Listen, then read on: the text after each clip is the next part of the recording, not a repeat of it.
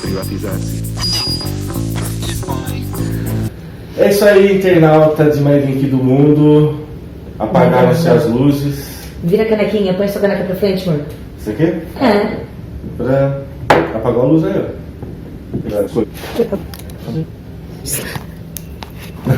Biscoito. Biscoito de luz.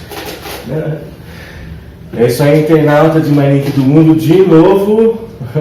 Hoje estamos aqui com uma visita assim que baixou assim até a idade média, né? Que a gente está A média de idade que nós falamos. Deu uma caída na média de idade, assim, porque a gente está falando com uma jovem promissora aqui do município, que é Rafaele Godinho.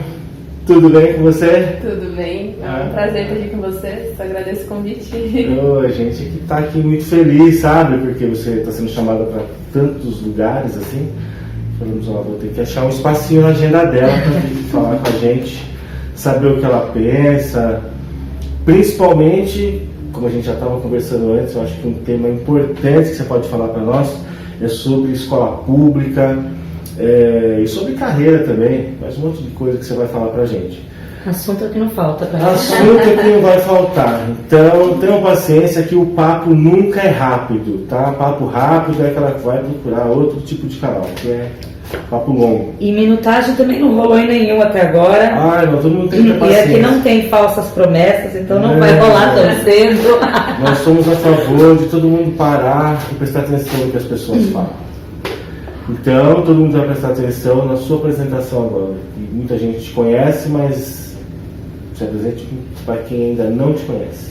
Eu sou a Rafaele Godinho, tenho 19 anos de idade, estudo Relações Internacionais na Universidade de Sorocaba, sou moradora da Zona Leste Marinha, aqui na região entre a Granada e o Morro de Olinho, uma região bem específica, o pessoal brinca que eu moro na fronteira ali entre os dois bairros.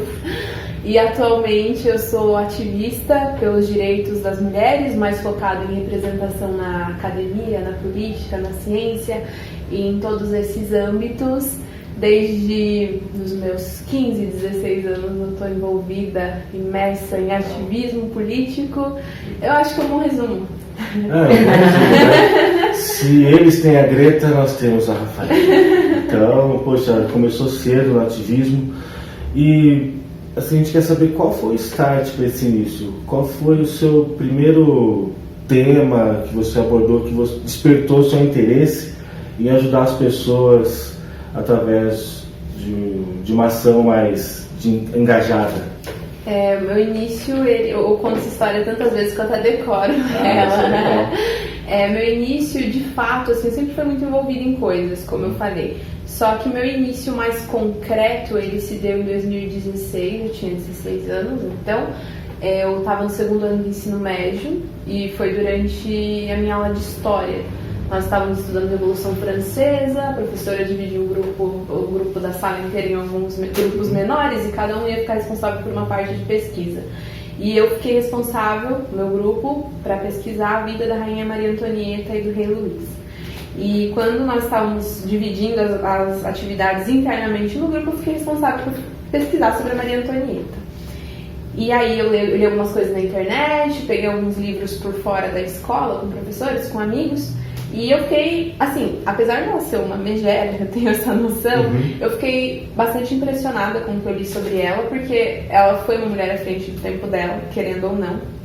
Fazia algumas coisas bem extraordinárias, foi uma figura muito à frente do tempo dela, né?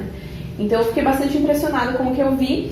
E em determinado momento as informações ficaram escassas e eu falei, bom, vou dar uma olhada nos livros da escola para ver o que eu acho mais para complementar o meu trabalho. E durante essas pesquisas eu tinha notado que o Luís era muito menos proativo do que ela em diversos aspectos. Só que quando eu peguei os meus livros de escola, os livros que eu tinha acesso, que os meus colegas tinham acesso, que centenas de milhares de alunos tinham acesso pelo país, eu não vi nada sobre a Maria Antonieta e várias coisas sobre o Luís, e daí eu fiquei tipo, opa, o que está acontecendo? E foi bem estranho. E aí eu comecei a tentar entender por que aquilo estava acontecendo e, mais importante, qual era o impacto disso na sociedade. Então eu encontrei algumas pesquisas que mostravam que quando você não educa meninas utilizando alguns exemplos. Então, por exemplo, se você educa meninas sem mostrar matemáticas, sem mostrar cientistas, sem mostrar filósofas, autoras, políticas e afins, Sim. o que é propenso é que elas não sigam essas carreiras, que elas não Não se se tornem interessam, mulheres né? como elas. Então eu pensei, caramba, se a gente já está há tantos anos falando de grandes políticos, grandes filósofos, grandes autores, isso talvez explique por que a gente tem baixa representação de mulheres na academia como um todo, por que nós temos baixa representação de mulheres na política, na ciência e por que é tão difícil delas brilharem. Mas aí, em contrapartida, eu comecei a tentar entender se elas não estavam ali por puro sexismo, por puro machismo, ou se elas não tinham existido. E aí eu tive a minha outra triste surpresa. Elas existiram, elas existem, elas só não estavam lá. Só não foram documentadas. Só não foram devidamente. documentadas. E aí começou a minha campanha política, e a minha campanha de ativismo. Vamos colocar mais mulheres no contexto escolar para incentivar, além de fazer justiça, claro, incentivar mais meninas a seguirem essas carreiras específicas. Então, depois disso, muita coisa começou a acontecer, mas aí foi o primeiro Sim, insight. é o que te motivou, né? A descobrir pessoas notáveis, né? Mulheres notáveis que inspirassem outras mulheres Sim. a seguir as carreiras e tudo mais, né? Você pode falar de alguma, assim, que você lembra, além da Antonieta que você falou, né? Sim. Que tenha também te deixado impressionada? Tem várias, mas uma que eu falo muito recorrentemente, porque foi um caso que me chocou, é a Rosalind Franklin. Eu não sei se vocês sabem, mas nas escolas do estado de São Paulo, a gente, além do livro didático que é distribuído, nós temos uma apostila que o estado fornece. Apostila de exercícios. Eu lembro como se fosse hoje a minha apostila de biologia, falando sobre DNA, falando sobre Watson e Crick, os caras que descobriram, que ganharam o Nobel a respeito disso. Só que quando eu comecei a cavar, eu descobri que eles roubaram um estudo da Rosalind Franklin, ganharam o Nobel em cima disso e ela morreu sem ser reconhecida. Ela tirou a primeira foto de uma dupla hélice de DNA. Se não fosse essa foto dele, eles não teriam desenvolvido o estudo deles, eles não teriam ganhado o Nobel e a gente não teria metade das coisas que a gente tem hoje a respeito disso. Só que ela morreu sem ser valorizada. E tem mais. Watson e Crick, eles estão nos nossos livros ainda. A gente exclui a Rosalind. Hoje a gente vê mais pessoas falando da Rosalind, porque ainda bem que esse movimento de vamos falar das mulheres que foram apagadas da história, ele está maior. Só que, assim, as apostilas do estado de São Paulo não são atualizadas há anos. Então, esses mesmos textos continuam sendo veiculados e sendo distribuídos para centenas de milhares de estudantes todos os anos.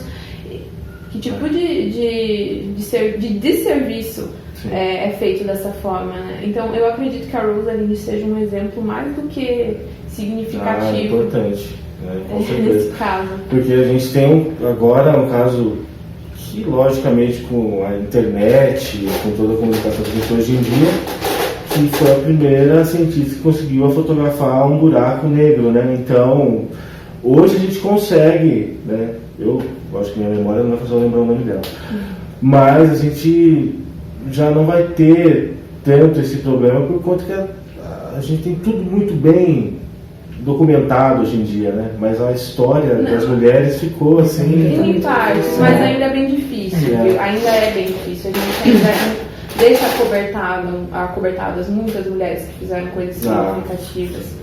Ainda tem uma ou outra que ainda bem consegue esse destaque, como foi o caso dela, mas outras não conseguem. E quando conseguem, são martirizadas. Exemplo, você citou a Greta, né?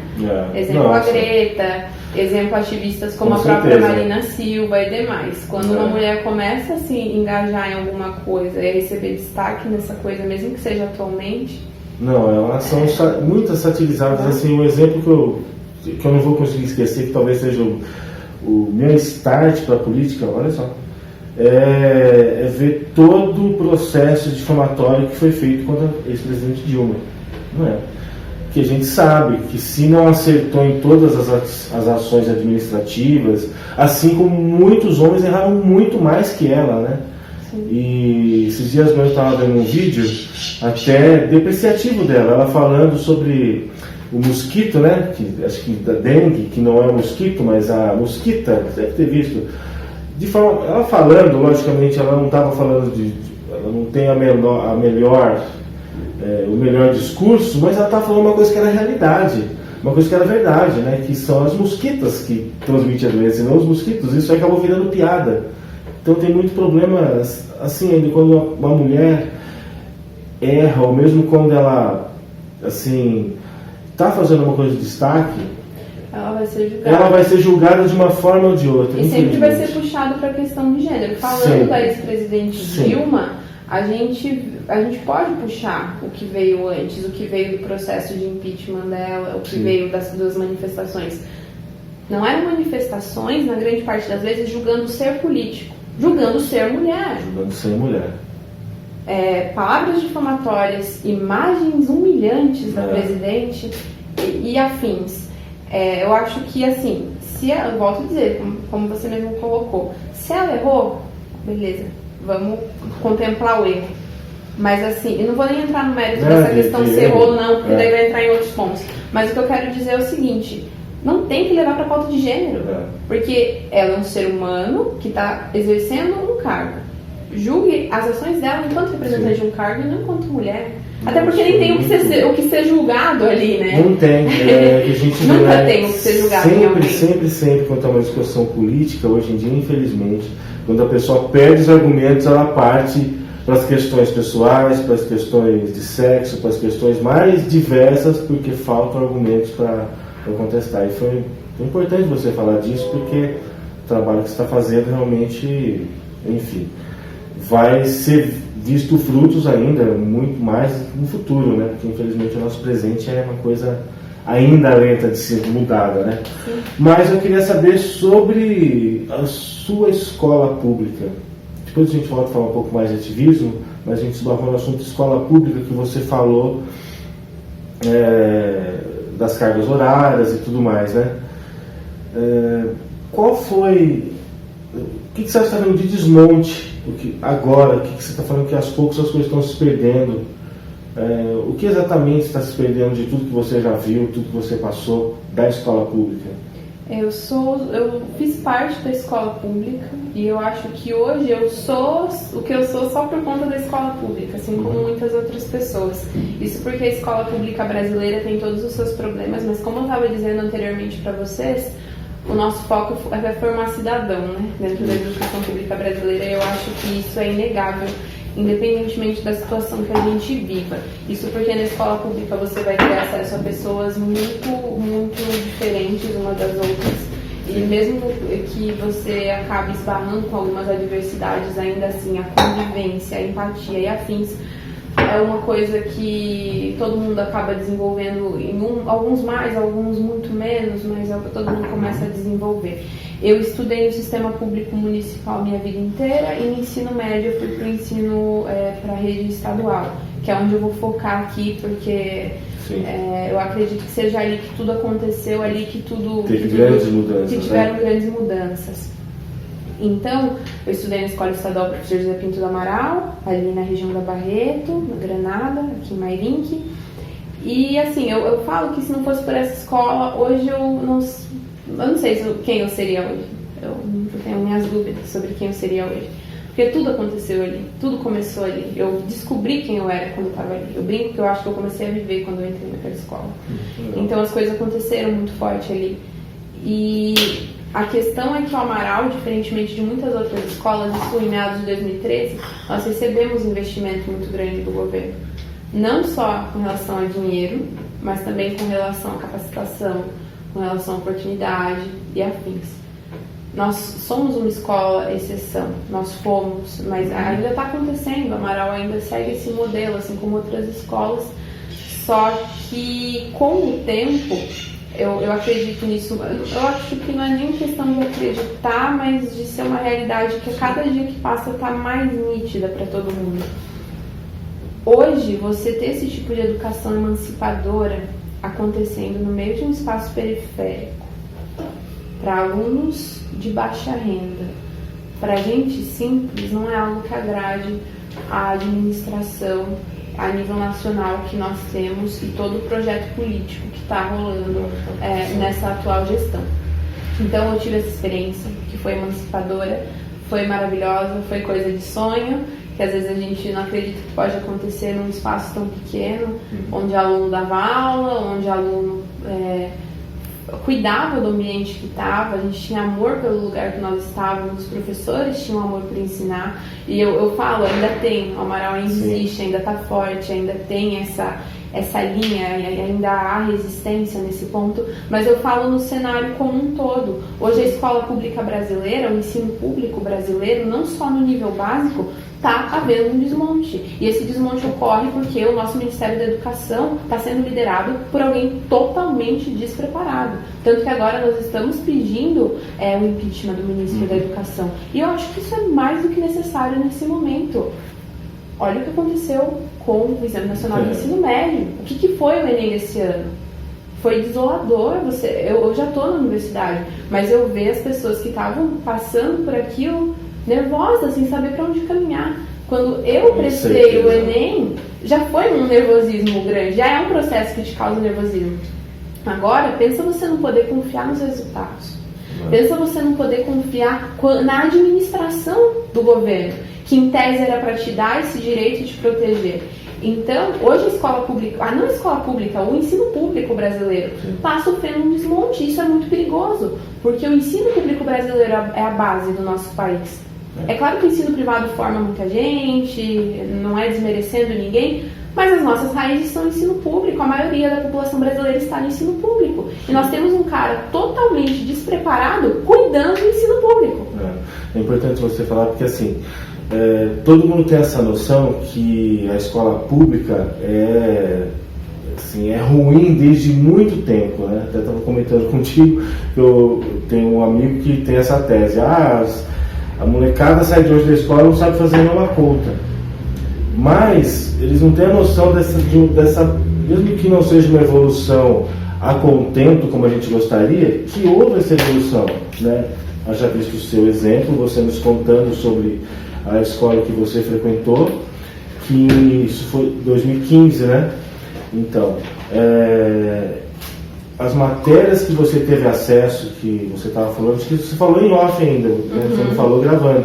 As matérias que você teve acesso, na década de 90 e de 80 nós não tínhamos. Fala um pouco para nós, o que você estudava nessa época? Quais eram essas matérias? Acho que você falou em off e não falou... Sim, era muito diferente. Assim, só colocando um outro ponto, eu acho que é válido ressaltar que esse modelo de escola ele não foi implementado em massa, né? Ele tinham exceções, então foram alguns pontos específicos no estado, tem outros estados do país que também aderem à ideia, mas ele não foi aplicado em massa. Você falou até o estado de onde veio esse modelo, né? Das informações que a gente recebia, o Pernambuco foi um dos estados que começou essa movimentação desse modelo de escola, porém ele vem de várias bases, né? Não é formado, eu acho que é meio impossível ser formado por uma base só. Mas nós tínhamos acesso a coisas como projeto de vida, preparação acadêmica, orientação de estudo, mas as próprias matérias do currículo básico eram muito bem estruturadas, o que eu acho que é outro ponto. Claro que a educação brasileira deu um salto muito grande na última década, isso é fato, deu um salto muito grande. Só que eu também acredito que a gente não pode massificar essa opinião de que deu um salto muito grande, porque em alguns lugares isso ainda não chegava. O Amaral é um exemplo, foi chegar em 2013. Sim. Então, apesar de ter dado um salto muito grande, ainda assim existem as pessoas que não tiveram acesso a essa educação, ainda assim saem da escola pública sem saber algumas coisas, mas isso não se deve necessariamente ao tipo de condução, mas ao tipo do sistema como um todo. A evolução não chegou para todo mundo. Não chegou. É claro que isso é um erro de gestão. É um erro de gestão. Só que eu acho que a gente não pode ignorar que ainda assim houve um avanço muito significativo. É nesse ponto que a gente tem que eu penso, porque assim, as pessoas, quem falou, não chegou para todo mundo, né? Nem todo mundo teve a oportunidade de usufruir de uma escola pública como você usufruiu. Sim. Porque, como a gente fala, a educação do ensino médio é responsabilidade do governo do estado, né? Então, nem todos os estados, São Paulo é uma exceção, ainda algumas escolas, você disse, no estado de São Paulo, implantaram isso. Então, eu acho que é uma ilusão nas pessoas, assim, como eu disse, há tempos a educação veio ruim e não melhorou nada. Não, melhorou. Em muitos aspectos, só que o que acontece agora? A gente está voltando para trás. Porque né? assim, a gente não ganhou a maratona. A gente chegou até certo ponto. A questão é que agora eu acho que a gente não está nem voltando para trás. A gente está abandonando os sapatos de corrida e cada um indo para o seu lado. E isso é bem preocupante. É bem perigoso porque já é o segundo ministro, né? Sinistro da educação que a gente fala, né? E, bom, fica até chato a gente criticar, porque desde quanto tempo a gente fala que o Bolsonaro nunca ia dar certo? Ele fala, tem que torcer para... enfim, não tem o que falar, né? É até complicado. Bom, e com relação às suas viagens internacionais, o que você, em cada qual dela, foi trabalhar e o que você trouxe de cada uma delas também para sua carreira e para o seu ativismo. A minha primeira viagem ela não foi internacional, ela foi a nível nacional. Eu fui para Brasília, tinha 16 anos, pelo Parlamento Juvenil do Mercosul. Lá nós trabalhamos com capacitação pelo Ministério da Educação, pelo próprio Mercosul também, então foi uma experiência assim incrível, porque eu saí do Monjolinho para ir receber capacitação em Brasília pelo Ministério da Educação, época de governo Temer, não era num avanço tão catastrófico igual a gente está vendo agora. Sim. Não era já um mar de rosas, mas saía alguma coisa.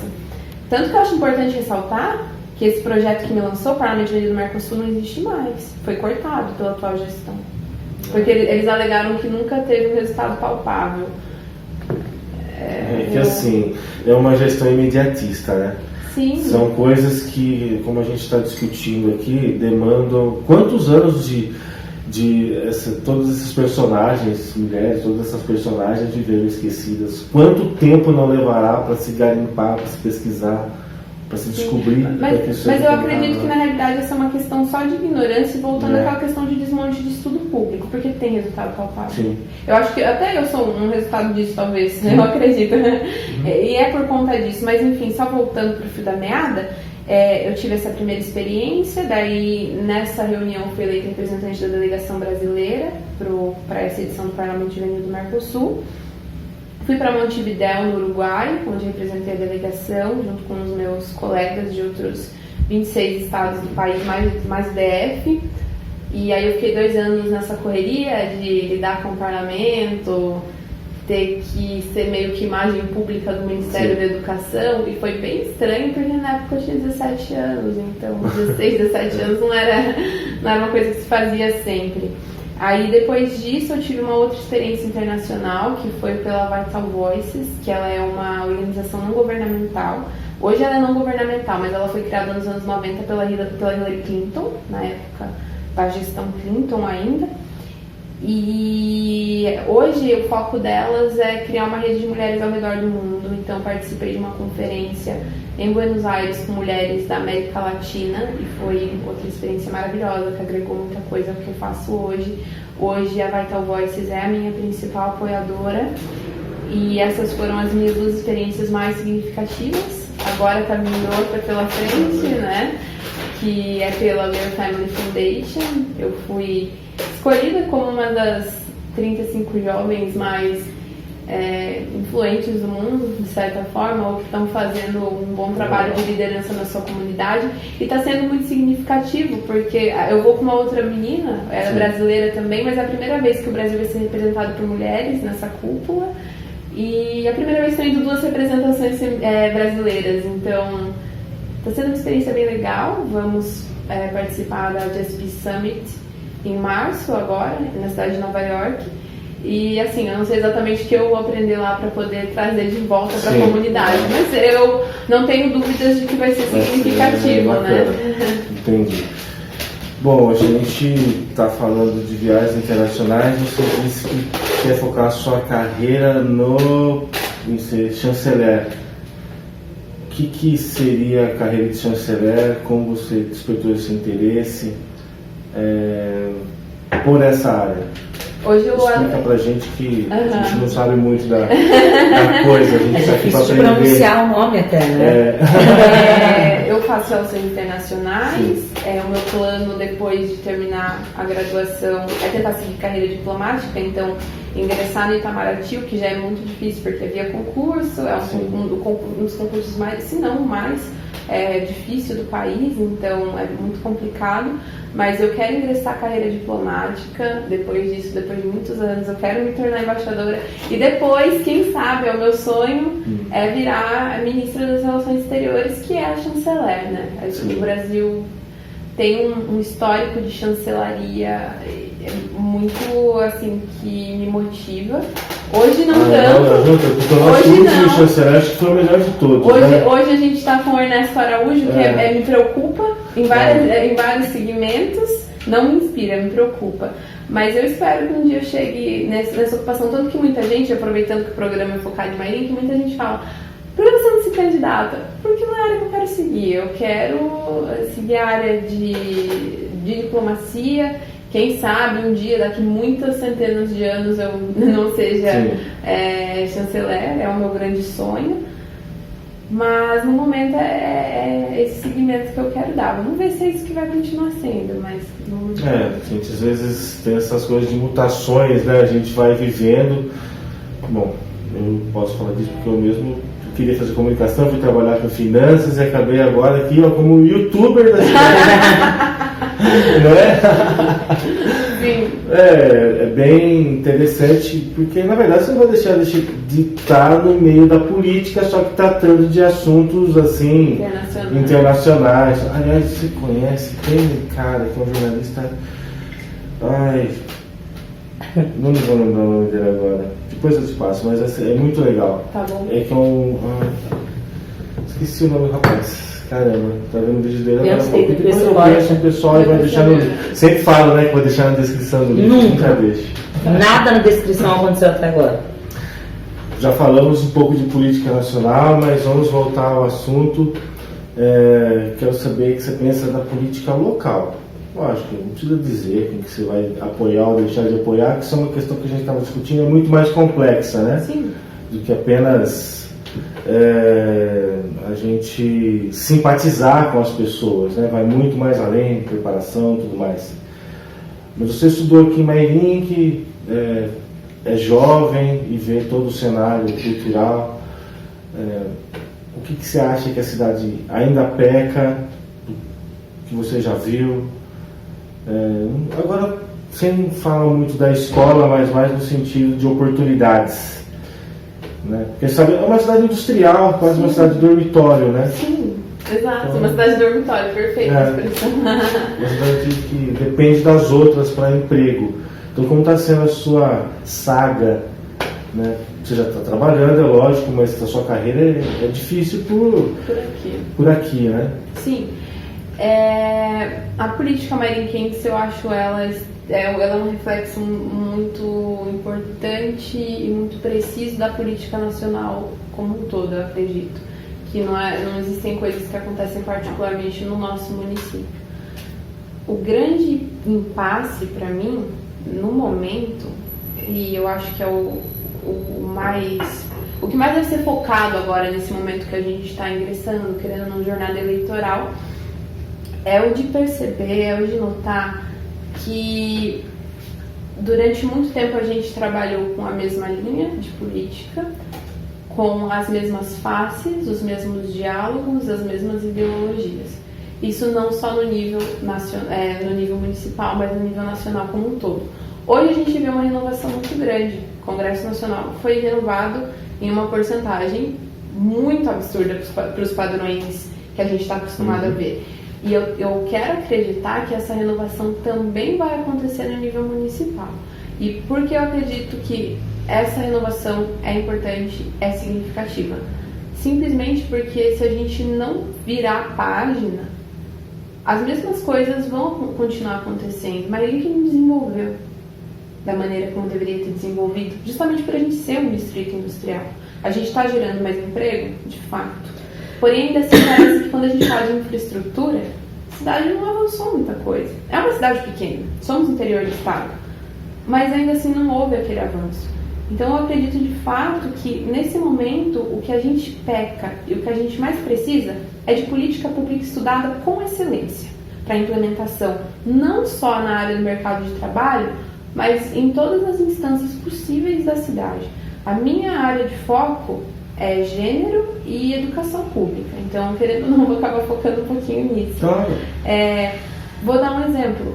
Hoje, reembolso estudantil.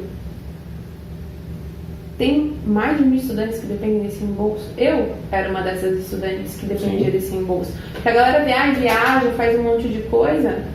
Eu continuo vindo da mesma realidade, dependendo dos mesmos serviços públicos. Hoje eu estudo numa instituição privada, mas é como bolsista por meio de política pública. Eu estudo em instituição privada com bolsa que veio por conta da minha renda por eu ser de escola pública. Você tocou num ponto importantíssimo, porque as pessoas não têm noção, às vezes, mas ela está na escola privada, mas tudo isso é fruto da escola pública. Da escola pública que você fez, teve, acho que Enem também que prestou. Sim. As pessoas desconhecem, têm o benefício, muitas vezes não reconhecem de onde ele vem, né? Sim, então, tá tendo esse desmonte. Tem muita gente que dependia desse reembolso e ele simplesmente foi por água abaixo. Acho que ele é um exemplo. Por que é tão importante a gente ter esse tipo de coisa? Primeiro, a universidade, ela forma pesquisador. A universidade, ela forma... A gente estava comentando, a galera que talvez vai fazer serviços mais técnicos. Ainda assim, precisa da formação universitária. Tem gente que utilizava para estudo técnico em outras cidades. Enfim, não importa. Sim. Não importa o ramo que vai atuar. O que importa é a educação. A gente não pode querer desenvolvimento para a cidade, para o país. A gente não pode vir com o discurso de vamos mudar, vamos cooperar, vamos revolucionar, vamos mudar as coisas, se a gente não tem acesso e não dá oportunidade para que haja acesso à educação. Tem bolsa, tem FIES, tem não sei o quê. Sim, em outra cidade. Para chegar nessa outra cidade eu preciso de transporte. Cadê o meu transporte? Cadê a minha ajuda para ter esse transporte? Porque a gente não pode, por exemplo, depender de ir sozinha, ainda mais sendo mulher. Não tem como você se arriscar a cruzar essas rodovias sozinhas. Mas, enfim, eu acho que eu estou fugindo, mas o ponto para mim é a educação no município precisa ser mais prezada, não só no nível básico, mas até nesse nível, porque senão tem como a gente cobrar depois que haja desenvolvimento. Se a gente não dá oportunidade para que haja. E o outro ponto, na minha opinião, que a gente também precisa focar mais, eu como uma pessoa que pensa gênero, assim, tem o gênero como uma bandeira e pensa o gênero de uma maneira muito ampla, é a questão da violência contra a mulher. Hoje, na nossa cidade, o maior crime cometido em estatísticas é a violência contra a mulher. Sendo que a gente não tem secretaria especializada para isso, a gente não tem atuações especificadas para isso, a gente não tem nenhum tipo de nicho específico para isso. Até vou te dar um depoimento que você pode até complementar. Lembra que eu comentei contigo?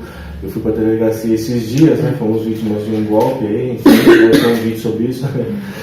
Eu estava na delegacia e infelizmente chegou uma senhora que tinha sido vítima de violência e tal, com o marido e com uma criança. Então, ali eu já vi que começa todo o constrangimento, sabe? Exato, não tem uma delegacia específica para mulher. Não tinha sequer um lugar para ela começar a prestar o depoimento dela de maneira assim mais serena, tranquila, porque... Ou para ela ficar mais à vontade. Para ela ficar mais à vontade, não, da forma que ela está. Sim. E o... Totalmente exposta. O marido, sei lá, o agressor, o criminoso. O agressor, assim, próximo a ela e da criança ouvindo, sabe? Uma coisa assim constrangedora. Meu Deus, a gente fica pensando como as mulheres se sentiram à vontade de denunciar essas pessoas. Sim. Com ele. Fora que a taxa de denúncia de violência contra a mulher vinda da vítima é muito baixa. E quando ela existe, é esse tipo de situação pelo qual ela passa. Então, como a gente pode esperar não ter esse problema? Porque, na realidade, não é um problema que é reportado. A gente não vê a mídia local falando sobre isso, a gente não vê a mídia pública falando sobre isso, a gente vê isso sendo reportado quando a vítima morre. Aí é reportado. Mas no momento que a gente precisa do problema, no momento que a gente precisa mostrar estatística, no momento que a gente precisa fazer projeto para entrar em escola, porque é ali que começa o problema, para a desconstrução desse tipo de pensamento, no momento que a gente precisa de política pública de segurança para essas mulheres, aí não existe. Mas na hora de noticiar, mulher foi assassinada pelo companheiro, mulher foi vítima de feminicídio, a mídia local aparece. Isso é muito grave. É muito grave. Isso nos leva a outra discussão importante, que é a discussão de gênero nas escolas. Cara, há uma deturpação total do que significa a educação sexual, a educação de gênero nas escolas. Muitas pessoas pensam que o famigerado kit gay, né, que fez tanta gente de palhaço, de trouxa, né? Muitas pessoas pensam que não, você está naturalizando na verdade deveria até ser naturalizando o homossexualismo, quando na verdade as crianças têm que conhecer todas essas facetas, justamente para primeiro, para que o menino não cresça violento, como a menina saiba respeitar tanto a menina quanto o coleguinha, que às vezes vai tendo um crescimento e vai se percebendo que ele vai ser homossexual. Isso tem que ser naturalizado, sim, porque a pessoa tem que aprender a respeitar, né? Então é importante você ter tocado nesse fato que, assim, na escola, que é o lugar de se começar essas discussões, não acontece. E agora está piorando, né? Essa não discussão. Quando a gente fala de educação focada em gênero, a gente tem as vertentes, né? A gente tem a vertente que é falar sobre direitos da mulher, falar sobre feminismo, sobre machismo, sobre essas coisas, que é onde eu atuo. E a gente também tem a vertente de falar sobre gênero na questão LGBT, da homossexualidade como um todo, da bissexualidade, pansexualidade, dos transgêneros, enfim, a gente entra nessas outras pautas, não são minhas especialidades, apesar de eu saber falar um pouquinho sobre elas.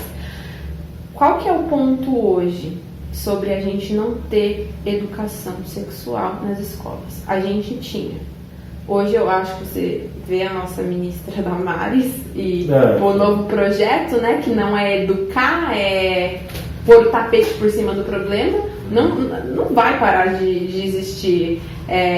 As pessoas vão continuar fazendo sexo, os adolescentes vão continuar se desenvolvendo, é fato.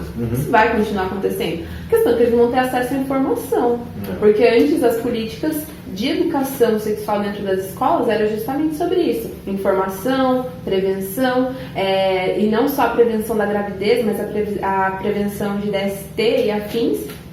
E isso hoje se perdeu, porque hoje a gente está colocando o tapete por cima do problema. Quando eu chego em algumas escolas e falo, olha, meu projeto é sobre mulheres, já começam, mas é ideologia de gênero? Ideologia de gênero nem existe, vamos começar por aí. O que é ideologia de gênero?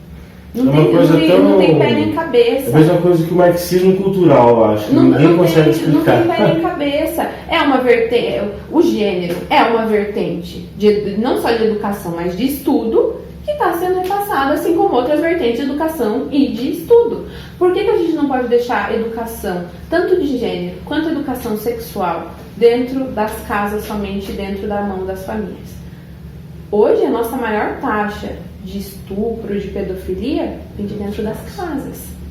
Como que a gente pode esperar que só desse ambiente venha? Muita gente fala, mas na minha casa não acontece. Legal, que bom que na sua casa não acontece, massa.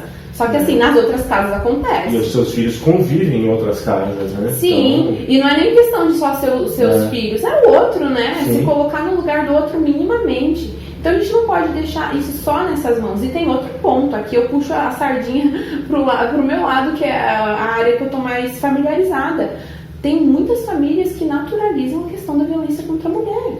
Sim. Se na escola a menina não aprende que é errado, se na escola o menino não aprende que é errado, o que acontece? Eu nunca vou esquecer o dia que uma colega minha, eu tava no ensino médio ainda, eu lembro de eu ter entrado no banheiro e ela cobrir rápido os braços assim.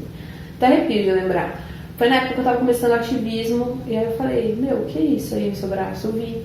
E ela me contou, foi meu namorado que me bateu. Eu falei, cara, não, tá errado. E eu vou te levar, a gente vai conversar com os professores, eles vão ajudar a gente de alguma forma. Enfim, levei e tal. Mas assim, se eu não tivesse visto, que ia ter acontecido? Não foi a primeira vez que aconteceu. A família, infelizmente, ainda naturaliza, ainda existem alguns costumes. Volto a dizer, tem aquelas pessoas que falam, mas na minha casa, minha filha nunca vai ser tratada dessa forma. Legal. Outras casas talvez aconteça. Então a gente tem que prevenir. Eu acredito que essa seja a principal importância hoje da gente falar não só da questão de educação sexual e da violência de gênero, mas o próprio respeito também. A diversidade, as pessoas que precisam se conhecer, porque muitas pessoas que estão entrando, por exemplo, no universo LGBT, acham que tem alguma coisa de errado com elas, e não tem.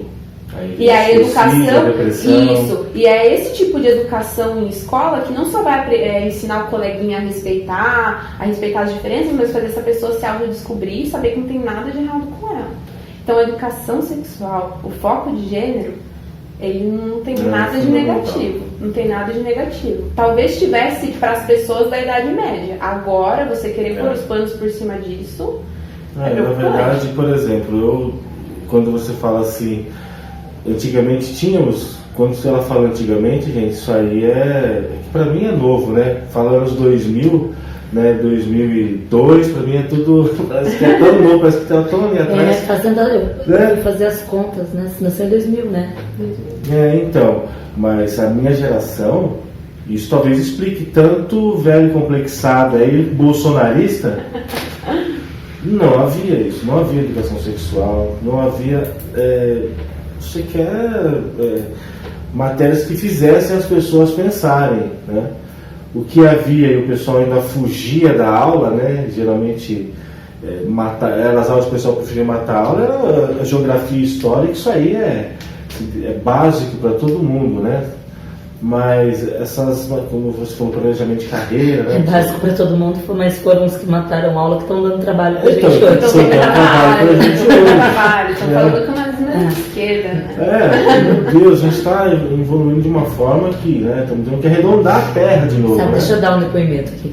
Esses dias eu estava com uma pessoa, que eu não vou falar quem é, claro. Aí a filha dela estava assim do lado e a gente entrou nessa discussão de educação religiosa na escola. E eu falei que no colégio onde a filha dela estuda, eu sou totalmente contra. Porque a escola em que a filha dela estuda prega a educação religiosa dentro da religião do colégio. Apenas. Quando tudo que está fora não é aceito. Aí eu falei para ela que eu seria a favor se fosse uma educação religiosa na qual fosse estudado a história, filosofia da Umbanda, do Candomblé, do budismo, do kardecismo, de tudo, né? Assim como gêneros. Aí ela entrou numa discussão comigo que eu nunca imaginava. Ela entrou numa discussão comigo e ela falou, mas como assim de gênero? Eu falei, não, porque o colégio X em questão, a gente já teve acesso a várias pessoas que tiveram problema e entraram em discussões acaloradas com os professores, porque a adolescente em questão era bissexual e os professores do colégio não aceitaram. Mas por que ela está nesse colégio? Eu falei, não me vem ao caso, né? Não sei. Os pais escolheram. Não, porque e a filha dela ao lado. Porque na minha concepção, isso realmente não deve ser aceito. Porque pra gente que é cristão, e aí começou com a filha ao lado. Pra gente que é cristão não deve ser aceito, e papapá. Eu falei, é sério, fulana? Ela falou, sim. Eu, assim, não que se algum dia Deus o livre, a minha filha virar homossexual, eu vou deixar de amá-la. Não vou deixar de amá-la. Só que eu vou morrer com a consciência tranquila de que eu falei pra ela que não podia. Ela escolheu esse caminho porque ela quis. Eu falei, é sério, fulana? Ela falou, mas por quê? Você aceitaria? Eu falei, não é que eu aceitaria. Eu falei, a gente tem 4 filhas. A possibilidade de uma delas ser é grande. E isso pra gente é tratado em casa com a maior naturalidade do mundo. Eu falei, pessoas de todos os tipos, de todos os gêneros, de todas as raças frequentam a nossa casa. E as nossas filhas tratam todas elas da mesma forma. Por mais estranhas fisicamente, que às vezes elas possam parecer mais diferentes a algumas pessoas, elas tratam todas da mesma forma. seja heterossexual, seja gay, seja transexual, de qualquer forma. Eu falei, isso é tratado com naturalidade. E ela achou um absurdo, com a filha dela ao lado. Eu fiquei assim, de queijo caído, eu não sabia como continuar. Tem aquela coisa da escola pública que você disse, né, que a empatia, né, que se tem quando você está convivendo com um monte de gente diferente, né? Com um monte de gente diferente. Talvez a grande lição que a gente tira da escola pública é isso, né? O fato da convivência e o respeito que se tem, né? Com cada família que ele está. Porque, bom, a escola particular muitas vezes tem regras que vão até às vezes contra a Constituição, né? Tipo assim, por causa da igreja, pelo menos, assim, incutir na educação uma religião específica. Não sei até que ponto isso é importante, mas até que ponto isso prejudica, mas realmente... É triste, né? É triste, né? Você ter essa divisão de classes, essas bolhas. E normalmente essas pessoas têm uma ideologia muito clara na cabeça. Infelizmente, naquele momento, com todo o embasamento que a gente tem, com toda naturalidade com que a gente trata todos os assuntos, eu não tinha o que falar. Aquilo me travou de uma forma que eu nunca me vi naquela situação. A filha dela ao lado e ela falar aquilo, sabe? E pode ser que ela seja, né? Então imagina como essa criança vai crescer ouvindo isso. Eu não vou deixar de te amar, mas eu não aceito. Já é um bloqueio, né? Tá entendendo? É aí que cresce da forma que a gente vê hoje em dia. Exato. E para quem quer se aliar a você, conhecer mais sobre o seu trabalho, né, se juntar ao seu grupo, explique para a gente como você atua, o que as pessoas podem fazer para ajudar você nessa empreitada. Hoje o Resgatando ele tá bem grande do que era há algum tempo. A gente está no 4º ano de projeto e assim eu me brilho aos olhos quando eu penso em tudo que está acontecendo, porque a cada dia que passa é uma pessoa muito famosa, diferente seguindo, são meninas de outros estados aparecendo, são coisas que eu nunca imaginei que iam acontecer e ainda bem que está acontecendo, porque eu acho que significa que eu estou fazendo um trabalho legal e eu estou trazendo gente legal pro lado. Essas meninas estão trabalhando bem, estão trazendo outras, então estamos aí. Hoje, Resgatando, a gente precisa de professores que queiram replicar o nosso trabalho, a gente precisa de escolas que queiram receber a gente precisa de alunos que queiram levar a nossa mensagem para as suas comunidades. E todas essas informações estão no nosso site, que é o resgatandovm.org. Depois eu posso passar para vocês. Passa sim, por favor. Porque daí eu posso fazer uma coisa que eu sempre quis fazer em YouTube, porque vocês colocam o link na descrição do vídeo. A gente vai colocar, você pode colocar assim, ó. O link tá passando aqui. Se lascou, agora você vai ter que colocar. Vou me policiar para. Mas enfim, lá a gente tem as informações sobre quem quer se juntar, é trabalho voluntário por enquanto, mas enfim, lá tem todas as informações. Somos um grupo grande, estamos crescendo, temos aliados meninos e meninas ao redor do país e do mundo hoje, ainda bem. Então, vocês têm uma média de idade? A partir de qual idade? Hoje o nosso maior público, ele é de jovens, de adolescentes e de jovens adultos. Porém, vira e mexe, aparecem umas crianças bem novas, aparecem muitos pais pra gente também, tipo, nossa, que legal, eu tenho minhas filhas em casa, eu vou levar isso pra elas. Vou engajar na luta, já apareceu minha filha de 5 anos, vou dar uns livros pra ela de grandes mulheres e esse tipo de coisa, que é bem legal. Mas a nossa faixa de idade hoje são adolescentes e jovens adultos. Que bacana. Posso fazer uma pergunta assim mais genérica que eu faço para, na verdade, todos, ou quase todos que passam por aqui eu faço. Nosso canal é assim, me veste a camisa de vermelho mesmo, aqui é foice e martelo. Aqui é foice e martelo que vale. A gente não tem medo de falar que é de esquerda, porque a gente sabe que... óbvio, né? É bem nítido. É bem nítido, né? Tipo assim... Pelo cenário, pelas pessoas.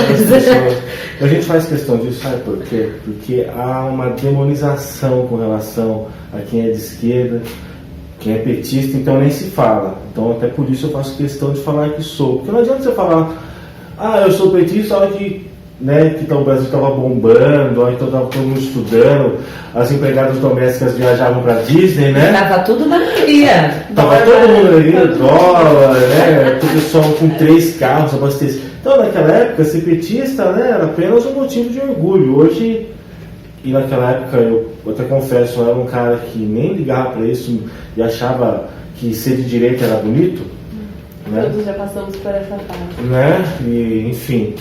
Então eu queria saber de ti, Rafa, o que você entende por ser de esquerda, né? Se é que você assim se classifica, e o que significa para você, no meio de toda essa avalanche que a gente está sofrendo de Paulo Freire. Parece, você comentou de Paulo Freire aqui, a gente tem medo de falar de Paulo Freire hoje em dia, né? Que é horrível. Que é horrível, né? Que deveria para nós ser motivo de orgulho. O cara é reconhecido no mundo inteiro. Aqui no Brasil tem algumas pessoas que não chegaram até o ginásio e querem, né, escrever melhor que Paulo Freire, né? Então eu queria saber de você, a esquerda, o que significa? Eu costumo dizer, e assim, vocês podem me falar se não concordarem, tá? Ser de direita, pronto. Não, por favor. Vamos chegar nesse nível.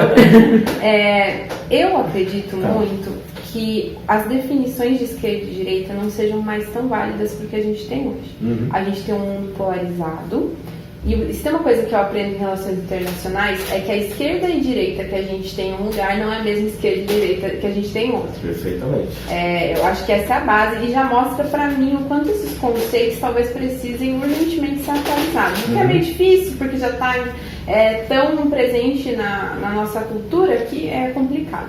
Mas eu acredito que sejam termos que a gente possa atualizar de alguma forma, que as definições não se encaixam mais da mesma maneira como se encaixavam antes. A gente está até comentando sobre o liberalismo e a associação à direita e tal. Eu não acho que a gente já consiga pôr nessas caixas. Tem muitas caixinhas menores. Eu sou de centro-esquerda, eu não sou esquerda, já fui, hoje eu sou centro-esquerda.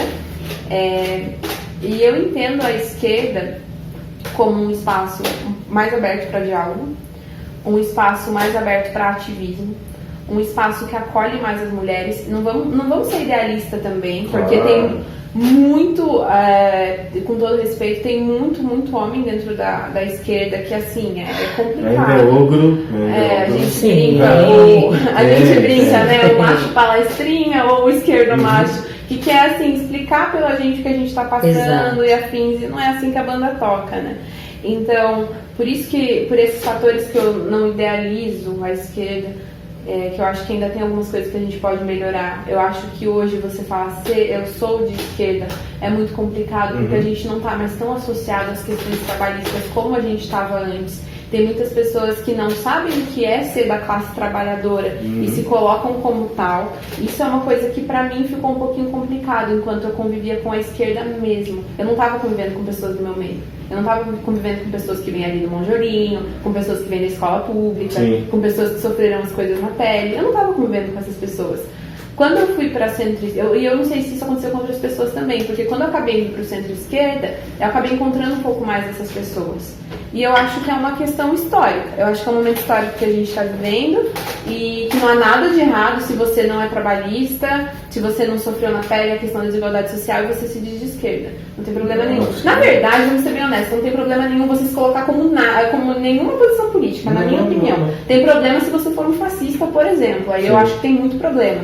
Mas assim, cada um é livre para suas opções. Eu estou mais dizendo o que eu entendo por esquerda e por centro-esquerda e aonde eu me sinto mais confortável hoje enquanto pessoa que se identifica com tal ideal.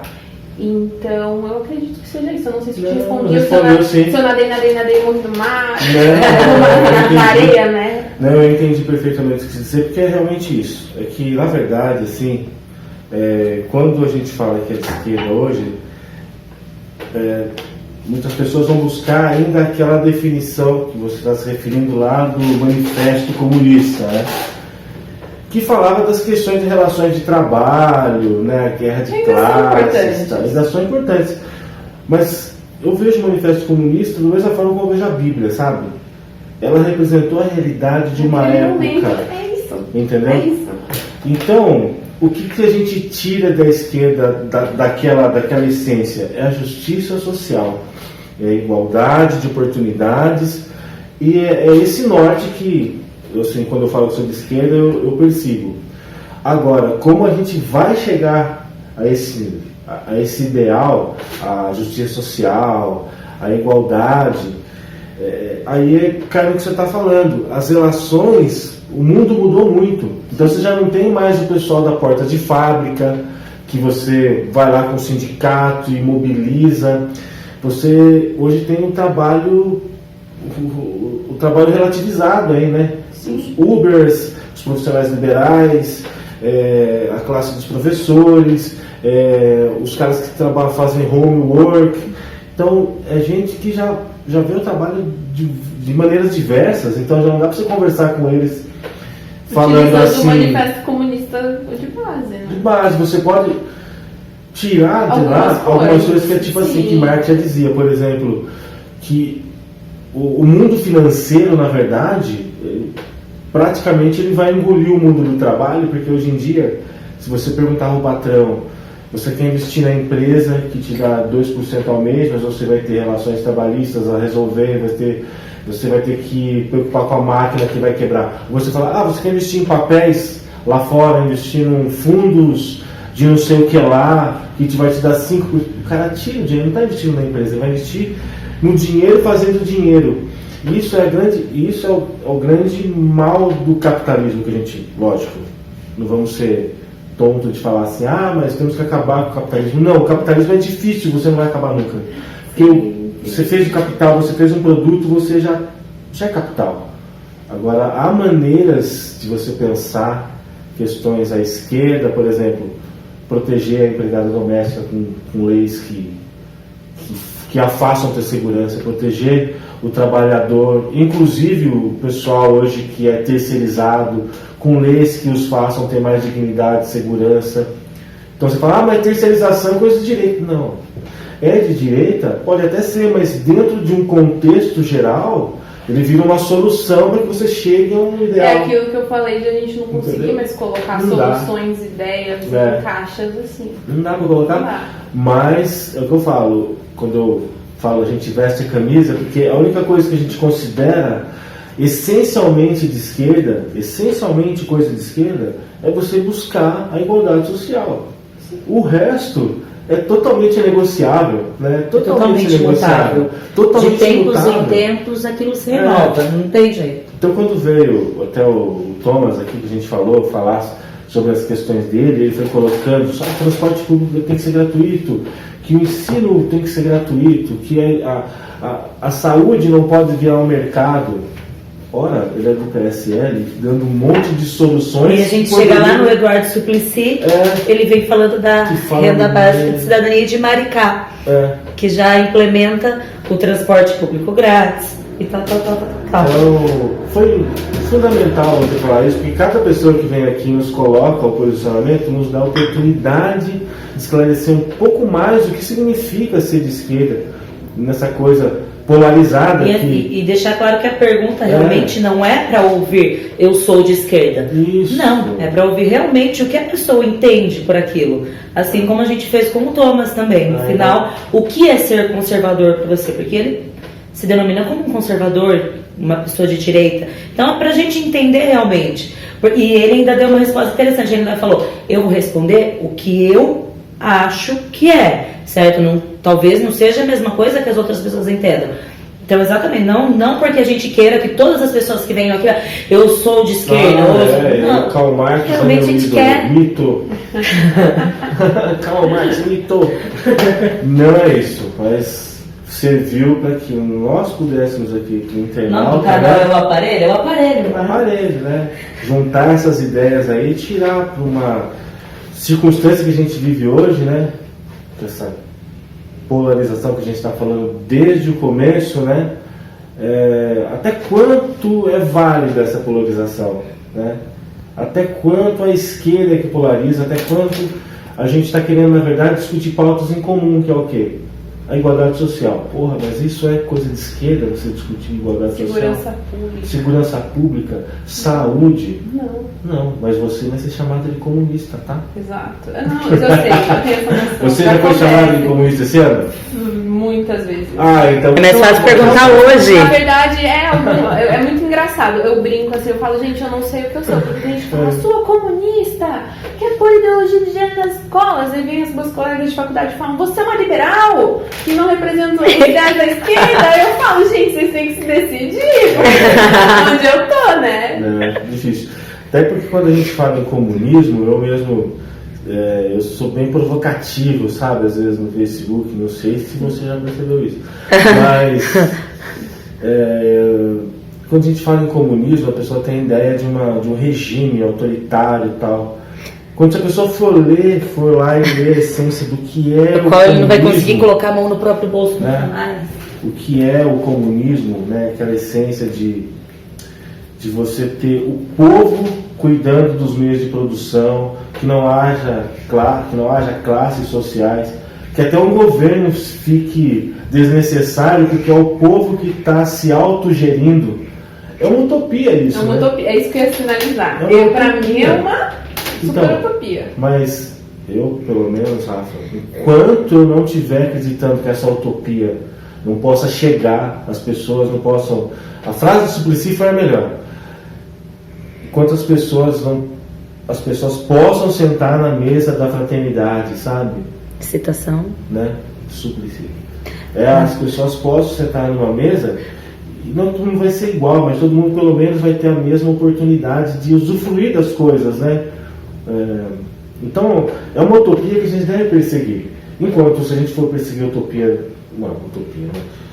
For ser um cara de direita, um capitalista voraz, o que é o capital? O que é o que seria o objetivo do capital? Acumular cada vez mais capital. Então, mas eu vou ser muito honesta. Na verdade, só ressaltando, é uma citação de Martin Luther King dentro do livro do Suplicy. Isso. Como é o nome do discurso mesmo? Não é o Tenho um Sonho. Não, é um Tenho um Sonho. I have a dream. Eu tenho um sonho. I have a dream. Isso, exato. Sim, eu lembro desse Você ia falar? Eu só ia sinalizar que, assim, quando a gente entra na pauta do comunismo propriamente dito, eu já fui chamada de comunista várias vezes, eu não sou comunista, eu não me identifico como tal. Eu acredito que, quando eu estava no ensino médio, eu era comunista. Aí, depois que eu entrei para a faculdade, comecei a abordar um pouquinho mais os tópicos. E, para mim, hoje não é uma realidade palpável, é uma ideologia, não é uma ideologia, é uma utopia. Eu errei o termo, é uma utopia, seria muito legal se acontecesse, massa, mas eu não vejo isso como uma possibilidade. Então, o que eu acredito hoje, eu, Rafael, você me corrija talvez, ou intervenha com seu ponto de vista, talvez não haja o que ser corrigido, né, se tem ponto certo e errado, enfim. Pra mim, a gente não consegue colocar isso do zero. A gente tem que implementar com justiça social aos poucos. Hoje a gente vive num mundo capitalista. Para mim, a gente vai ter que tentar aliar as duas coisas, de um jeito ou de outro, porque a gente não vai destruir o capitalismo, a gente vive em meio ao capitalismo. A gente usufrui do capitalismo, sejamos honestos. Então, o que eu acho hoje é que a gente tem que tentar aliar a justiça social das ideias comunistas com o universo capitalista que a gente vive, porque senão a gente não vai pra lugar nenhum, a gente vai continuar brigando, porque seu comunista, porque seu bolsominion, não sei o que, e a gente não vai pra lugar nenhum. Então, eu acredito que a gente tem que aliar essas duas coisas, não só no nível brasileiro, mas em várias realidades ao redor do mundo. Hoje a gente pode ver países que estão tendo sucesso em alinhar essas duas coisas. E faz muito sentido. Só que a gente também não pode ser louco de... Eu vejo uma galera às vezes falando, não, porque na Finlândia, não, porque lá não sei onde. Não dá pra você comparar um país desse tamanho com o Brasil. Não, com certeza. Então a gente tem que fazer o nosso alinhamento. De como sobreviver no universo capitalista, porque ele não vai desaparecer do nada, com ideais de justiça social. Não. Eu falei, o capital ele não é algo que a gente consegue, nem é para se evitar. Porque a partir do momento que você cria relações de trabalho, isso é natural, você cria produtos e produtos são comercializados, pronto, está criado o capital. Agora, dentro dessa máquina que é avassaladora, porque daí você pensa que o grande mal do capitalismo não é ele existir, mas ele, às vezes, ir para ser desenfreadamente voraz, porque aí que tá, o patrão, ele só está pensando em ter mais lucro. Estou generalizando, gente, mas não é sempre assim, só para ser didático. Assim, no mundo do capital, no mundo das finanças, é o que a gente está dizendo. Se o investidor ele vê mais dinheiro aqui do que ali, ele vai para cá.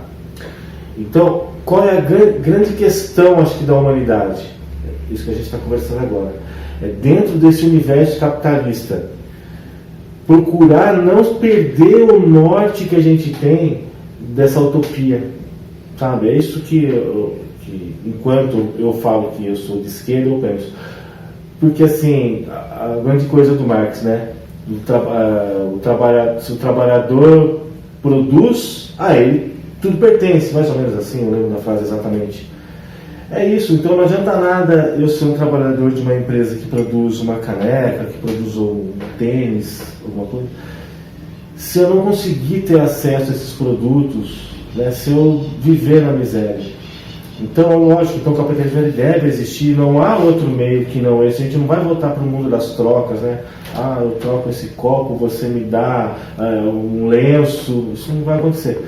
Mas em existindo um capital, como eu não me perder desse norte da solidariedade, esse norte da fraternidade que o comunismo e o socialismo pregam. Como eu socializar as coisas, por exemplo, eu tenho uma Petrobras que atue com o recurso que ela tem, que é do país, eu socializar essa produção, esse ganho dela, com todo mundo que está vivendo no país, entendeu? Até nisso que toca o livro do Suplicy de Renda Mínima, ele fala assim, olha, de renda mínima, que, poxa vida, todos nós somos brasileiros que vivemos dentro desse país, nascemos aqui, e de certa forma estamos contribuindo com ele. Eu não estou contribuindo, mas meus ancestrais, meus bisavós foram escravos. Então, como eu socializar essa riqueza com gente que foi, que é descendente ou que foi gerado em meio a esse caos, né? Então, não que vamos derrubar o capitalismo e impor um novo método, mas é como você mesmo disse, né? A gente tem que buscar um equilíbrio dentro dessas forças, porque o capitalismo é voraz. Eu trabalhei no mundo das finanças e era assim, quando eu era analista financeiro. Então, quando a gente tinha que pagar no prazo para que sobrasse sobrasse sempre dinheiro para a gente não pagar juros, para que pudesse ser investido em carteiras de ações e tudo mais. E cada vez foi se investindo menos na fábrica, em mais em ações. Então, essa coisa que acho que é importante essa reflexão que a gente está fazendo aqui agora. Né? Desculpa, eu falei demais. É um assunto que a gente não está podendo pegar, né? A plaquinha sempre chega. Lógico que você vai falar de um lugar de fala talvez diferente. Sim, que nem é meu. Né? Eu me sinto falando de um lugar, quando eu for falar sobre cotas, eu falo, a mim não pertence, porque graças a Deus eu tive oportunidades na vida. Mas o que você tem a dizer sobre as cotas, o quão elas são importantes, e se elas prejudicaram você de alguma forma, né? Porque o que mais se fala é assim, o que me prejudicou foi eu não ter estudado o suficiente. Quem sabe? Eu acho que a gente pode falar, eu posso falar com propriedade de cota social, que eu sou usuária. Legal. Não de cota racial, não é meu espaço de fala. Eu vou me limitar a dizer que eu sou a favor de cota racial, que não muda absolutamente nada no mundo, porque não é meu espaço de fala, não me impacta diretamente. Sim. Porém, eu sou a favor de cotas raciais. Nunca me senti prejudicada por cotas raciais, muito pelo contrário. Eu acredito que as cotas raciais estão permitindo uma abertura da sociedade, são um exercício para as pessoas de cidadania, de empatia e de reparação histórica. Bom, agora eu vou falar de cota social, que é minha praia. Até é importante você falar que, olha, as pessoas falam, só existem as cotas raciais. Tem várias, né? Cota social, sou usuária de cota social, bolsista no ProUni por ser de escola pública, então tecnicamente já é um espacinho reservado pra gente, né? Ficar ali naquele ambiente. E além disso eu também tenho a cota da baixa renda, né? Então, como não tenho uma renda per capita grande na minha família, na minha casa, eu tenho acesso a essa cota social. E eu falo com muita segurança que se não fosse essa cota, se não fosse política pública para alunos de escola pública, porque a galera fala assim, não, porque os alunos de escola pública são privilegiados, porque além do SISU eles têm o ProUni. Cara, o que você tá falando, né? A gente foi vitimizado, a gente não teve oportunidade a vida inteira, a gente tá tendo oportunidade agora porque a gente não teve oportunidade a vida inteira. Não é que a gente tá roubando espaço de ninguém, muito pelo contrário, as faculdades privadas até ganham bastante tendo a gente lá dentro, mas essa não é a discussão. Eu sou a favor de ambas as cotas, sou usuária de cota social. Se não fosse a cota social, a cota de escola pública, a cota de baixa renda, eu não estaria na faculdade hoje. Muito provavelmente. Então eu sou só muito grata a esse tipo de política pública. Acho que precisa sim ser intensificado, tanto no nível da cota racial quanto no nível da cota social. Agora a gente está com cotas para mulheres no ingresso político, né? Nossa. E aí eu acho meio assim, é muito efetivo o que está acontecendo, porém que a gente tem candidatas laranja, né?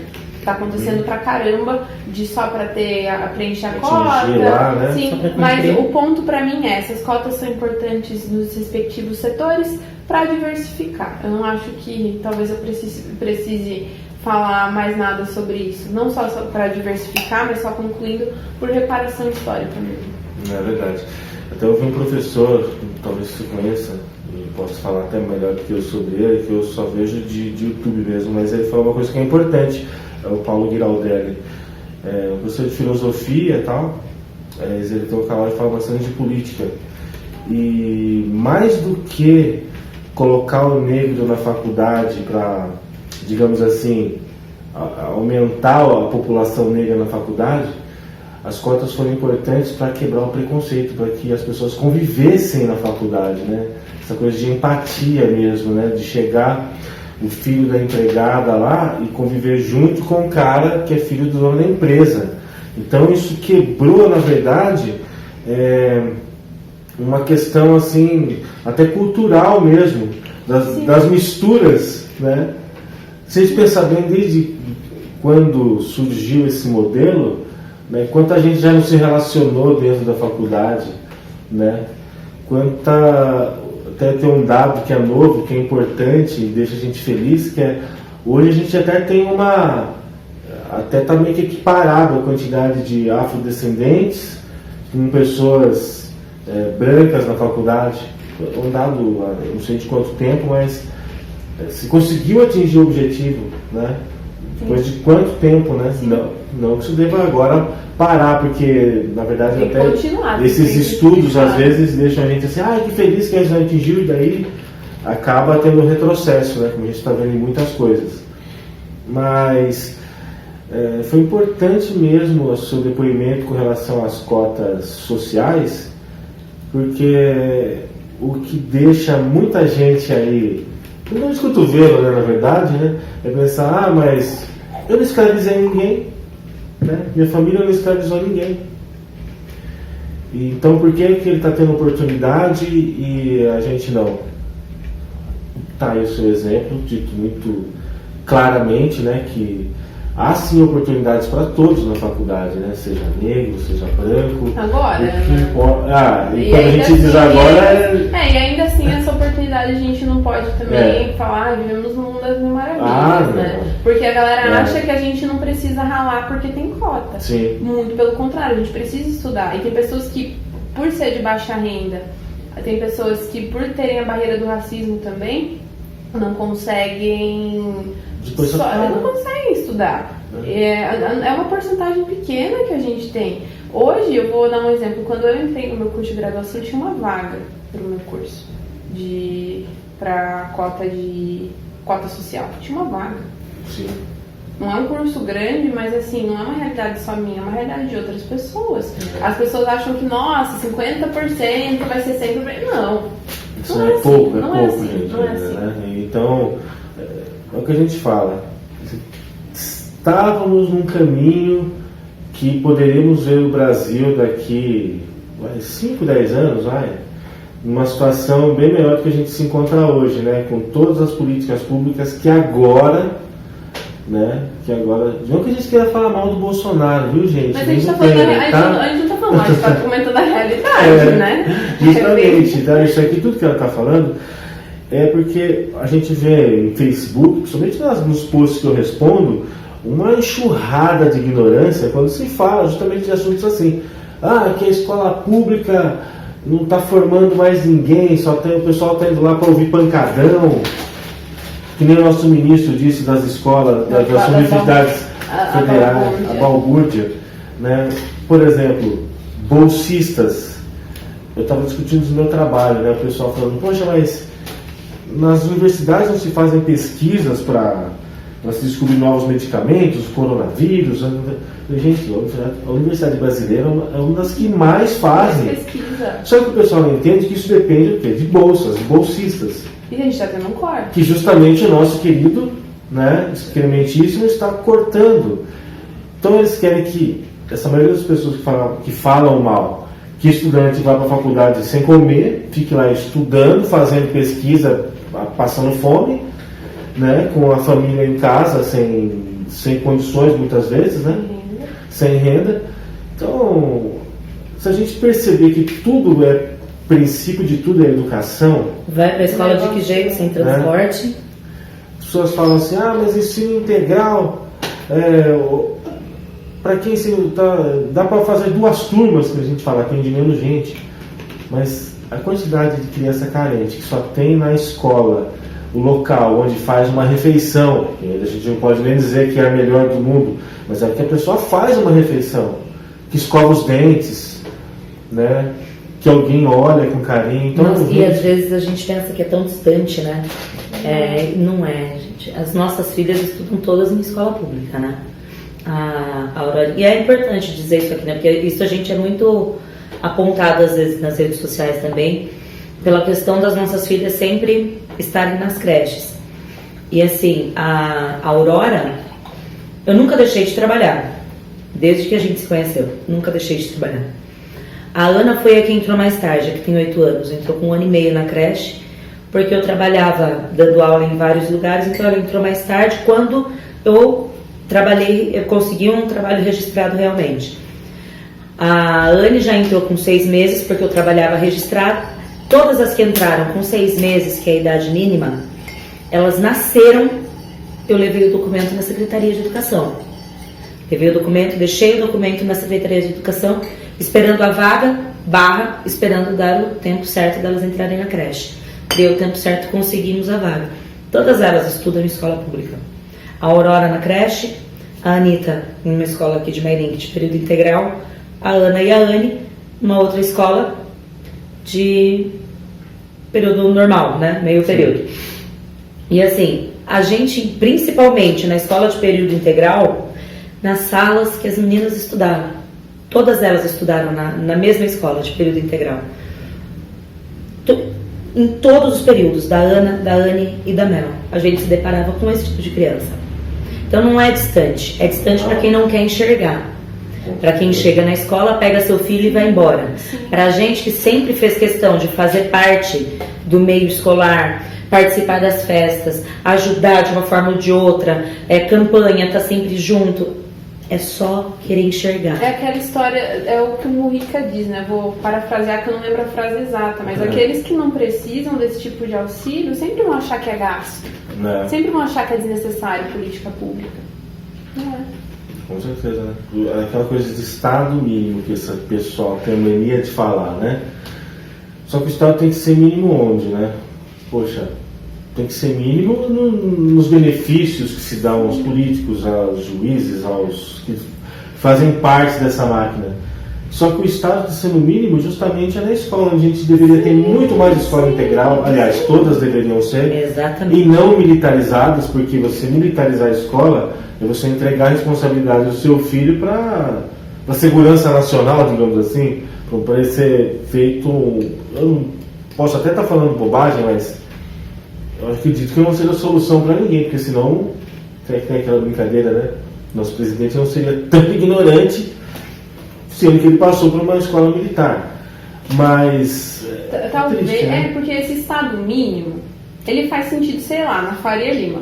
Mas verdade. Ele não faz sentido na periferia. Na periferia nenhuma. Não faz sentido. Ali chega. Como que ele vai ser mínimo? Onde já não existe. Não existe. Você tem uma escola pública, você tem uma OBS, você tem um sistema de esgoto ok. E um pouquinho de asfalto. É isso que o Estado chega nas periferias. E olhe lá. Como você quer falar de Estado mínimo? Uma OBS que às vezes funciona uma vez por semana. Exato. E que não tem suprimento, e que não tem infraestrutura, etc. Então, você falar de Estado mínimo faz sentido, sei lá, igual eu falei, na Faria Lima. Na Faria Lima, porque lá minimamente estão preocupados com isso também, né? A gente nem percebe. Rafael, poxa, nem sei falar para você a felicidade que a gente fica que você está vindo aqui, visitar o aparelho e colaborar com a gente nessa coisa de levar uma informação de qualidade, uma informação de quem conhece, de quem vivencia mesmo o ativismo, a política, a escola. Então, poxa, obrigado, eu estou muito feliz, tá? Ajudou a gente pra caramba. Tem mais alguma coisa que você queira falar? Você acha importante? Eu só quero agradecer mesmo. O espaço foi bem legal. Eu acho que foi uma das minhas primeiras entrevistas que eu fui bem Rafa, assim, eu não fiquei tão congelada, porque se vocês veem, eu tô sempre congelada. Então eu queria agradecer a oportunidade, agradecer o espaço, agradecer esse trabalho que vocês estão fazendo. Eu acho muito legal, você mesmo falou, vocês são de esquerda abertamente, mas o canal de vocês sempre traz pessoas de várias vertentes políticas. Claro. É disso que a gente precisa, a gente vive num mundo polarizado. E o café é sempre o mesmo, viu? Sim, todo mundo. Eu adorei a ideia do café, é maravilhoso.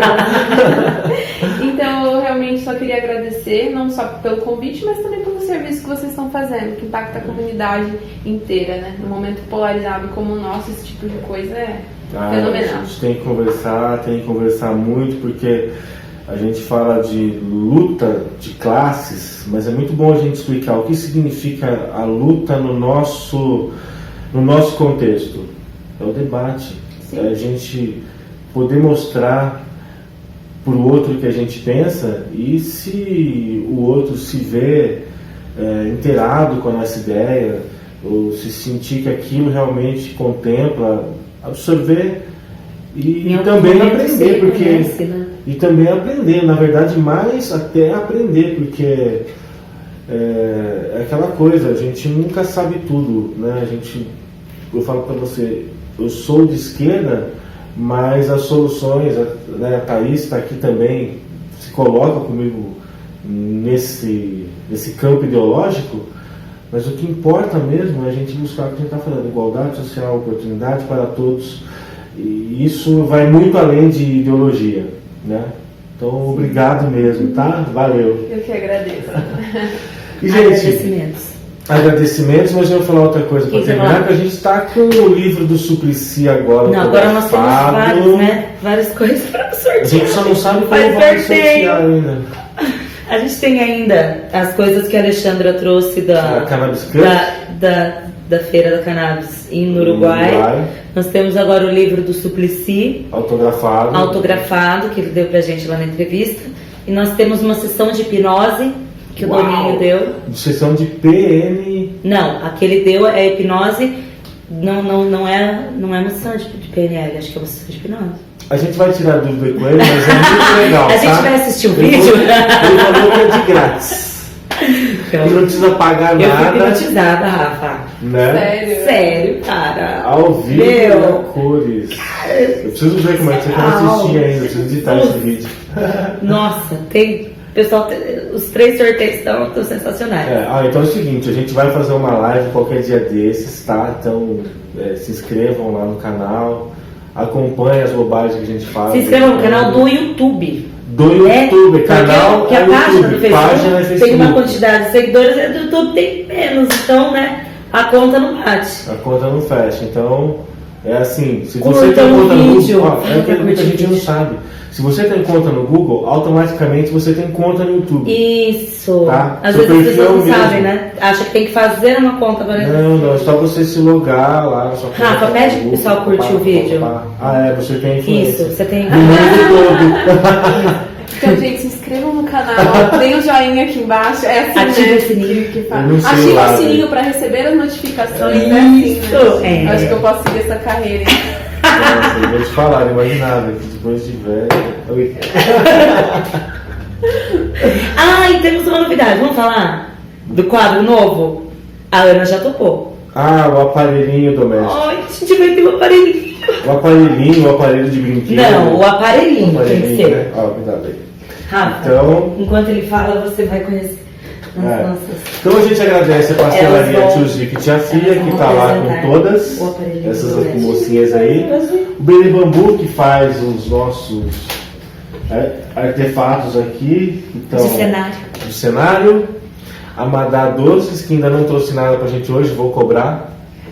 Mas na verdade, quando ela traz, a gente esquece de pôr na mesa e a gente acaba comendo depois.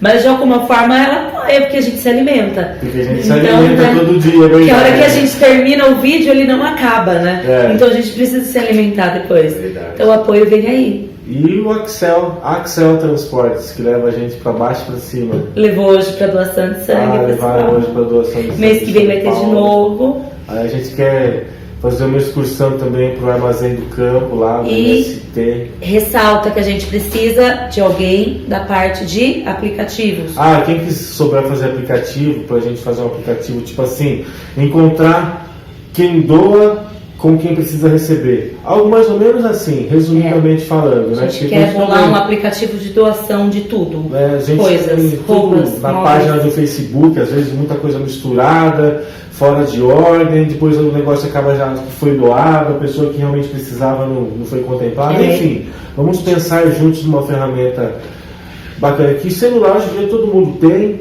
né? Então o aplicativo acaba sendo muito necessário para fazer diversas coisas. Então, por favor, E precisa- vamos fazer uma live e daí a gente sorteia tudo. Quem tiver Não, tempo. tudo não. Ah, quem Vamos tiver tempo, vamos ganhar vai. seguidor disso aí. É. Tem que se inscrever no canal, tem que fazer as que vai ganhar Tá assim. bom, a primeira coisa que a agora. gente vai fazer a live vai ser para sortear o boné primeiro. E Isso, as depois coisas o da vídeo. Alexandra. Primeiras coisas. Mas se não for inscrito no canal, pode comentar antes da gente entrar que não vai ganhar. Tem que ser inscrito no canal. Gente, a gente é pobre, a gente tem Apoia-se, que Apoia-se Branco de Negro, a gente quer gravar mais música, vocês podem ajudar.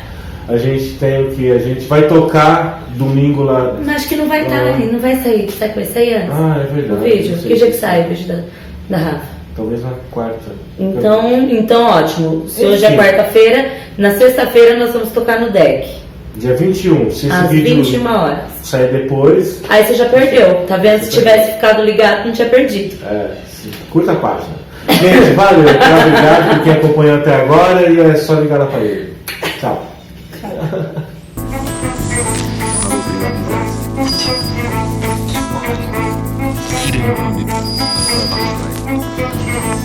Immer eine Augen.